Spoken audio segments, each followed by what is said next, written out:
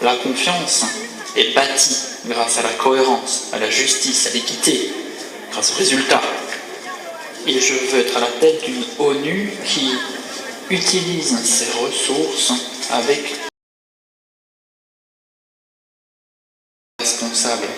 Une ONU qui a des résultats que les gouvernements peuvent défendre devant leurs citoyens. Il est temps de prendre des décisions audacieuses avec tous les États membres. Il est temps de faire mieux avec moins.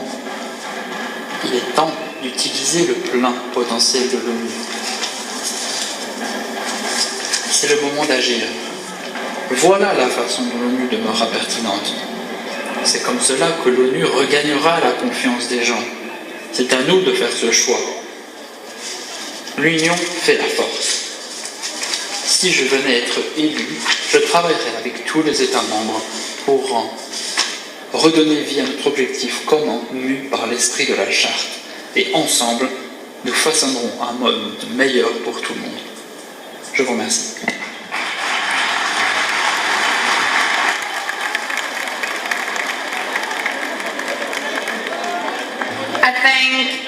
Je remercie Monsieur Sall. Nous allons entamer le premier débat. Les délégations souhaitant prendre la parole sont invitées à appuyer sur le bouton de leur micro immédiatement.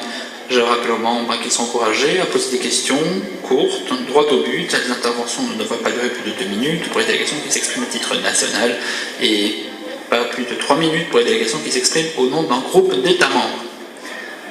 La politique sera stricte et le micro sera coupé automatiquement après que le temps imparti se sera écoulé. Un chrono sera à l'écran pour aider les orateurs et oratrices à gérer leur temps. Le micro commencera à clignoter 30 secondes avant la fin du temps imparti. Comme je vous l'ai dit, le candidat aura le temps pour répondre. Les réponses ne devront pas faire plus de 2 minutes pour les délégations qui s'expriment à titre national et 3 minutes pour les délégations qui s'expriment au nom d'un groupe d'État. Je rappelle aux candidats et candidates que le temps imparti sera strictement respecté.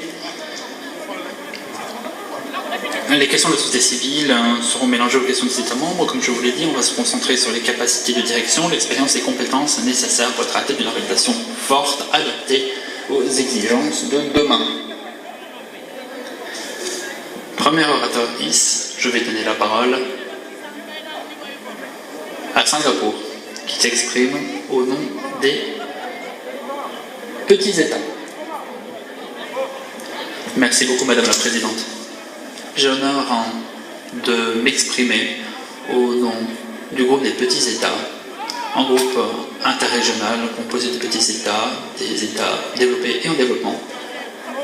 Plus de 50 petits États qui souscrivent à cette déclaration et la liste des pays sera disponible après cette séance et nous saluons chaleureusement M. Macky Sall. Madame la Présidente, M. Macky Sall, la période qui est la nôtre est dangereuse, instable, caractérisée par des tensions géopolitiques, par des conflits, et pour les petits États et pour un système multilatéral efficace, fondé sur les principes de la Charte des Nations Unies et sur le droit international, rien de tout cela n'est une option. En fin de compte, le droit international est une nécessité existentielle. Le prochain secrétaire général ou la prochaine secrétaire générale jouera un rôle critique pour défendre la Charte des Nations Unies, certes, mais aussi pour réinsuffler une nouvelle pertinence à l'ONU et refaçonner son rôle. Nous nous tournons vers le secrétaire général pour préserver les intérêts de tous les États membres, surtout les intérêts des plus faibles, des plus petits, des membres les plus vulnérables de l'ONU.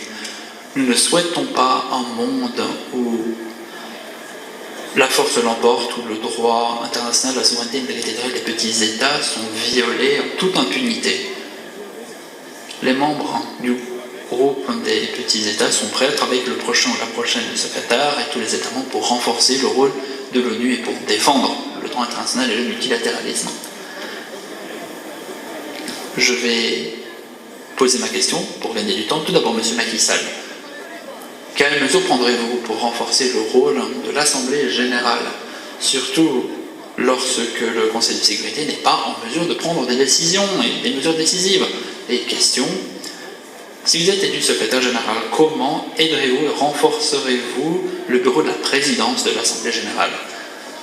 Deuxième question, les ODD et le pacte pour l'avenir sont des réalisations majeures, une feuille de route pour l'action mondiale et pour les partenariats mondiaux. Si vous veniez être élu secrétaire général, comment feriez-vous pour accélérer la mise en œuvre des ODD et du pacte pour l'avenir? Troisièmement, nous sommes à la croisée des chemins, alors que la perception du public de l'ONU semble être critique, voire même cynique dans bien des États. Que comptez-vous faire pour galvaniser l'appui en faveur du travail de l'ONU, surtout chez les plus jeunes, qui représentent après tout l'avenir de toutes nos sociétés? Je vous remercie. Je remercie le représentant de Singapour, qui s'exprime au nom du groupe des petits États. Avant de donner la parole à M. Macky Sall, les prochains orateurs seront l'Ukraine et l'Union européenne. Monsieur Sall, vous avez la parole. Thank you, Madam President. Merci, Madame la Présidente. Je remercie le représentant permanent de Singapour. Je remercie le groupe des petits États, un groupe très important.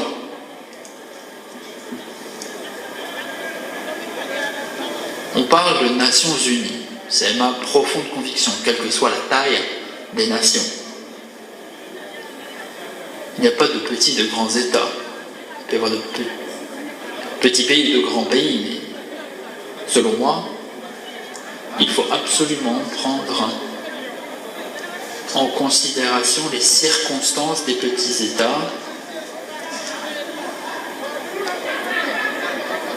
eu égard au respect de l'état de droit et des résolutions du Conseil de sécurité et même de l'Assemblée générale.